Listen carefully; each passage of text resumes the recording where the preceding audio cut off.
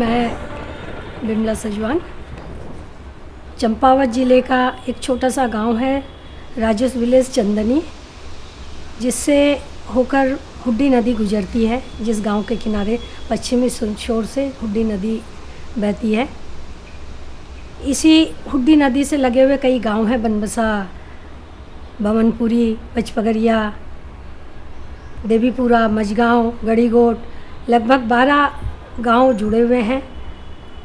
इस हुड्डी नदी में 12 मास इसमें पानी इतना ज़्यादा नहीं रहता, लेकिन जब वर्षा काल में बारिश होती है पहाड़ों में तो बहुत तेज़ बहाव के साथ पानी आने लगता है।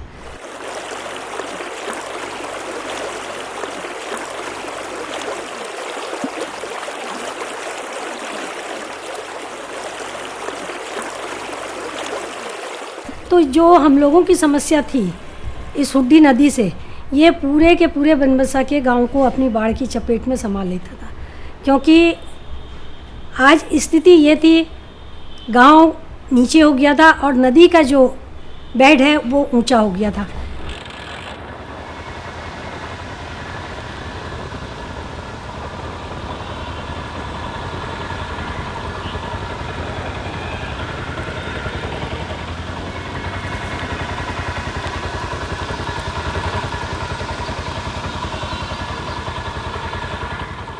चारपाई में बैठाते थे, गए थे, खाना हम भी नहीं बना पाते थे, पानी तो बहुत ज़्यादा था, सांप वाप अंदर घुस जाते थे, इतनी डर लगती थी नीचे उतरने में भी। पल्ले तरफ थोड़ा कम बढ़ता है पानी, फिर पल्ले तरफ वाले रोड के पल्ले पार वाले खाना बना के लाते थे। पहले तो यहाँ पे कम से कम इतना पानी होता था, स्कूल से आता यहाँ पे वाला स्कूल पढ़ता है गवर्नमेंट स्कूल, वहाँ पे स्कूल के अंदर पानी भर जाता था, उस दिन छुट्टी हो जाती थी स्कूल की। आगे यहाँ से पचपगरिया में विद्या मंदिर पड़ता है और शिशु मंदिर, उस टाइम पे हम 4th में थे, वहाँ भी पूरा अंदर बस नहीं घुस सकती थी, ट्रैक्टर लेके गए थे, यहाँ इतना पानी भर जाता था। हमने बहुत से ऐसे यहाँ पर इवेंट देखे, जब बाढ़ आ जाती थी तो मेरी ग्राम सभा में जो लगभग 130 या 40 परिवार हैं, जिसकी 452 इस समय मतलब जो है पॉपुलेशन है, जनसंख्या है। लेकिन जब यह बाढ़ आती थी तो महीनों तक चूल्हा नहीं जलता था लोगों का।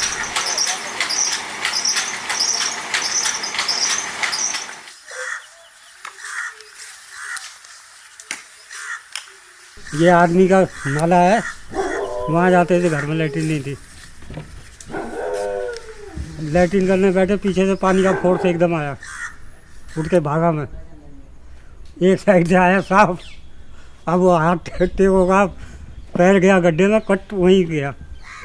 पूरे इस एरिया में तो चलना मुश्किल होता था, इस वाली बेल्ट में, इधर को थोड़ा कम चढ़ता है, इस वाली सड़क के इधर पानी हुआ।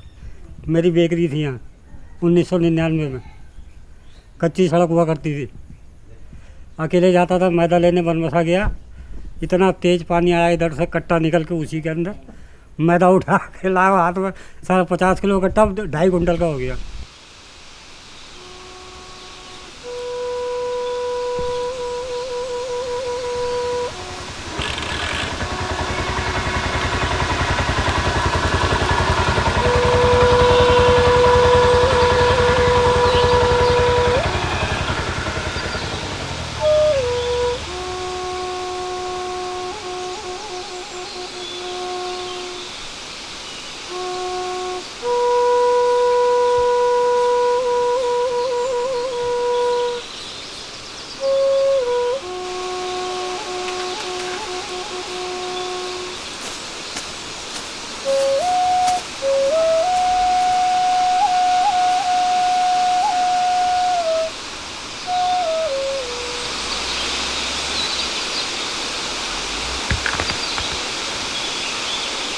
ये कोई भी किसी को भी भरोसा नहीं होगा, आप गांव के किसी से भी पूछिए, बल्कि एक आध शख्स तो आते थे, कहते थे केसर पागल हो गया, केसर तो नदी में ही मिलता है। ऐसे भी शब्द मेरे कानों पे आए थे कि केसर तो आजकल पता नहीं कुछ बात करते नहीं है, गांव में कुछ रुकते नहीं है, तो पागल हो गया, एक सब्बल लेके नदी के किनारे मिलता है। कि कर रहा क्या कर, अकेला क्या कर लेगा वाली बात हुई कि शायद ये अपना आपा खो बैठे होंगे, या इनके अंदर कोई ऐसा जुनून हो गया है, या कुछ मानसिक स्थिति के बारे में सोच रहे होंगे। बोला सबसे पहले यही सवाल आया था, मेरी जगह कोई भी होता एकदम फर्स्ट बार देखेगा तो उसको लगेगा कि एक आदमी क्या कर लेगा। सब कहते थे ये पागल है, तो क्यों नहीं कहती है, क्यों नहीं कहती है करके। अब मैं क्या बोलूँ उनसे, अब घर आके इनसे कहती थी, लोग तुमसे पागल कहते हैं। चाहे जाड़ा हो, बरसात हो, गर्मी हो, अपना कपड़े खोल करके पानी में ही मिलेंगे, किसी भी टाइम पर आओ, सुबह से शाम तक।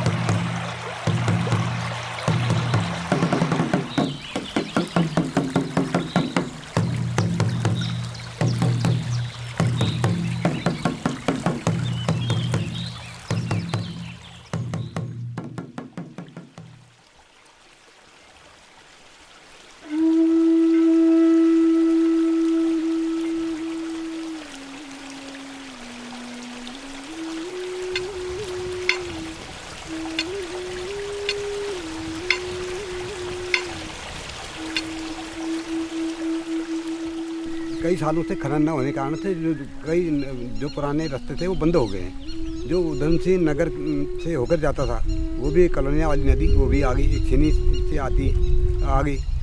और एक जो है कि जो टनपुर पर पहाड़ का पानी आमबाग ककराली एरिया बिचई होता हुआ जो आर्मी इलाके में और टनपुर का पानी रोड के दोनों ओर और आर्मी ये जो आर्मी नाला था ये भी बंद हो गया था।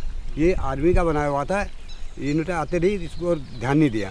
मैं एक खिलाड़ी रहा हूँ, मैं सुबह से वॉकिंग के लिए आता था, तो मेरे अंदर एक पूर्वज की प्रेरणा होती है। हमारे पूर्वज जब पहाड़ से आते थे एक मंदिर पर क्यों डालते थे ये इसके बारे में मुझे भी मालूम नहीं। एक ढेर था पत्थरों का, वो मेरे दिमाग में बैठ गया। मैंने कहा एक एक पत्थर करके इतना ढेर हो सकता है, वो मेरा प्रेरणा का स्रोत था। मैंने जहाँ से बंद हो गई वहाँ से एक एक पत्थर जो कंधे में गया कंधे में, नहीं तो लुढ़का के बड़े पत्थर भले ही 20 मिनट लगे 25 मिनट लगे, उसको लुढ़का के जहाँ मिट्टी उतर गया था वहाँ डालते रहा।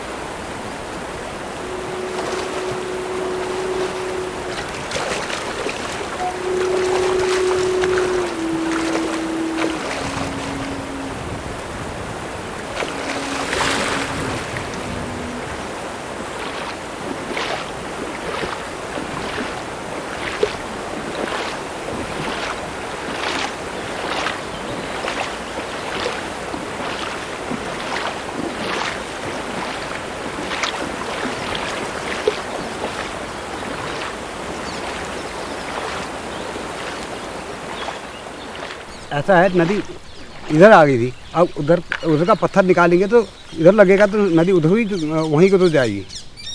तो इसलिए तो एक संपल थे बड़े बड़े जैसे नदी आती थी, मैं बड़े बड़े बोल्डर जो निकाल के गांव की ओर लगाते रहा। उधर पत्थर कम हुए तो इधर ज़्यादा हो गए तो नदी उधर को चलेगी।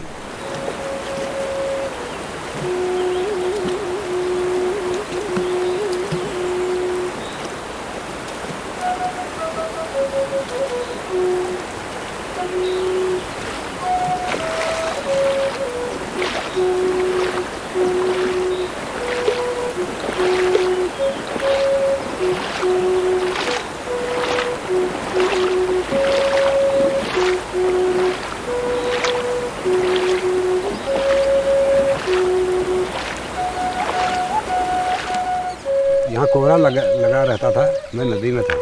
लोग पूछते थे तो ठंड नहीं हो रही, मैं उनसे पूछता था आओ मेरे साथ, अगर पसीना निकला तो पता चलेगा।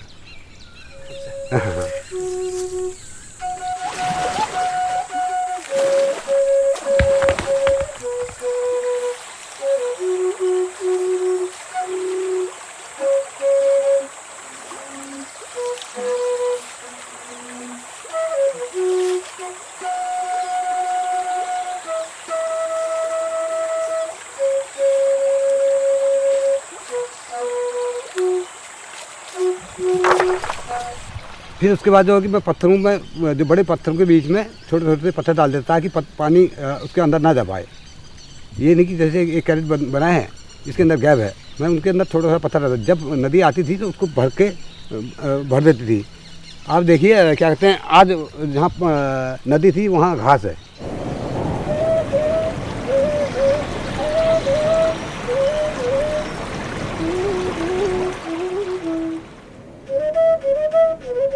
नदी से एक एक पत्थर निकाल के समझ लो एक दीवार सी बना दी है। अगर ये नहीं होते तो शायद मैं कहता हूँ कि वो जंगल चीरता हुआ अब तक पूरा गांव की ओर गांव में पहुँच चुका होता है।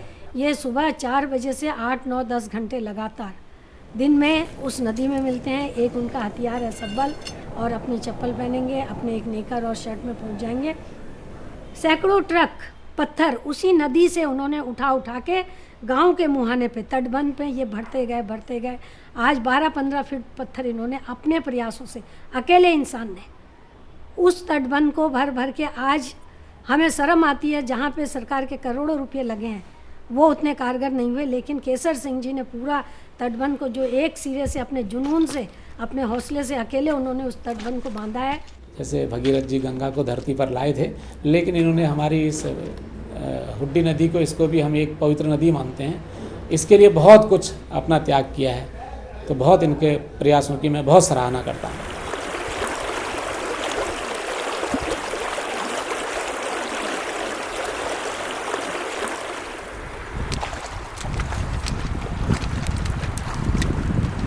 कहा इनसे, लोग अपने बीवी बच्चों के लिए कितना करते हैं, सब कर रहे हैं, तुम वहाँ पत्थर फेंक रहे हो, तुम्हें क्या मिल रहा है?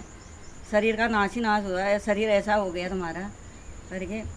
अब खेत में पूरा काम करना पड़ता है, मुझे भी अकेले करना पड़ता है। ये तो नदी में हुए, खाद के समय खाद डालना, दवाई के समय दवाई डालनी है, देखभाल करनी हुई, पानी देना है। अब ये तो सुबह गाड़ी पकड़ी वहीं नाश्ता करने की भी किसी दिन यहाँ रहती है इनको, किसी दिन नहीं रहती।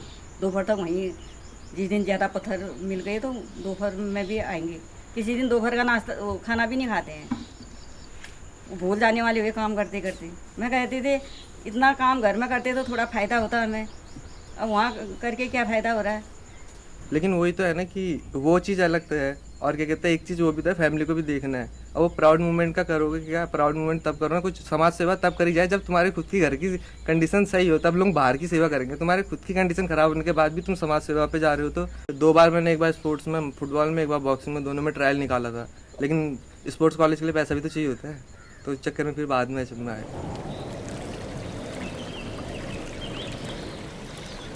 अरे चोट लगी थी, ये लचका के आए, मैंने कहा यही फल मिला तुम्हें, क्या मत करो कहा तो ऐसा करते हो। अब हड्डी टूट, पैर टूट गया, कैसे इलाज होगा, क्या होगा? कहती कुछ नहीं हो, क्या कहूँ, इनको तो असर ही नहीं पड़ने वाला हुआ। कुछ भी कहो ये अपनी मन की करेंगे, और जाना है। थोड़ा इनका पैर थोड़ा यहाँ से वहाँ तक गई, ठीक हुआ तो गाड़ी पकड़ी, वो आधे रास्ते तक गई, फिर वहाँ गाड़ी चलाते इनको दर्द हुई, फिर वापस आए, फिर शाम को और ट्राई करा, थोड़ा और आगे बढ़े, फिर तीसरे दिन पहुँच गए नदी में।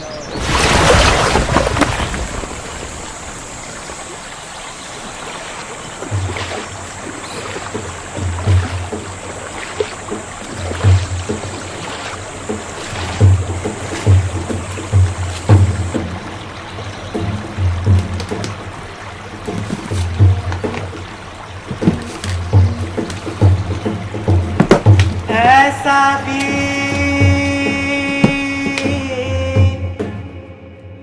कोई सपना जागे,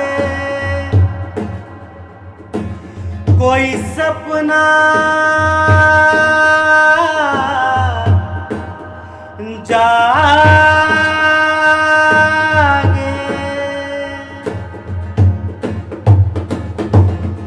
ऐसा भी कोई सपना जागे, ऐसा भी कोई सपना जागे, साथ मेरे एक दुनिया जागे, साथ मेरे एक दुनिया जागे।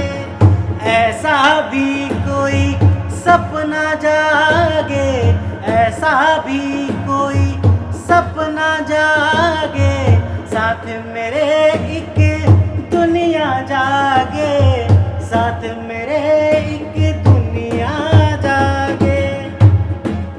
मैं जानता हूँ इस नदी के हर एक छोटे बड़े पत्थर का आपस का रिश्ता।